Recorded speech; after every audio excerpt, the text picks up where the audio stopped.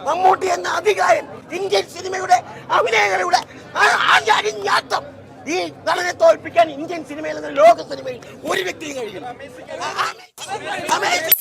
പടം അടിപൊളിയാണ്. Theatre watch എന്തായാലും മിസ്സാക്കരുത്. കിടലൻ പടമാണ്. അതായത് നമ്മൾ ഹൊറർ ജോണിൽ പല ടൈപ്പ് പടങ്ങൾ കണ്ടിട്ടുണ്ടെങ്കിലും ഇങ്ങനത്തെ ഒരു എക്സ്പെരിമെന്റൽ പടം തന്നെയാണ്. പക്ഷേ ഇത് എന്തായാലും തിയേറ്ററിൽ മിസ്സാക്കാൻ പറ്റാത്ത അത്രയും നല്ല ആ ഒരു ബഡ്ജറ്റിനുള്ള രീതിയിൽ നല്ലൊരു വർക്കാണ് ചെയ്തു വെച്ചിട്ടുള്ളത്. ഗംഭീര വർക്കാണ്. മമ്മൂക്ക തകർത്തിട്ടുണ്ട്.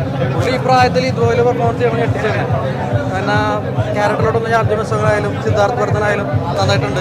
മമ്മൂക്കയുടെ റോള് പിന്നെ പ്രത്യേകം പറയണ്ട. കാരണം ഇതുവരെ കാണാത്ത വേറൊരു ടൈപ്പ് ഓഫ് ഡയമെൻഷനുള്ള ഒരു രീതിയിലുള്ള ക്യാരക്ടറാണ് മമ്മൂക്കിനകത്ത് ചെയ്തിട്ടുണ്ട്. ത്രൂ ഔട്ട് ഉണ്ട്, എല്ലാവരും ത്രൂ ഔട്ട് ഉണ്ട്.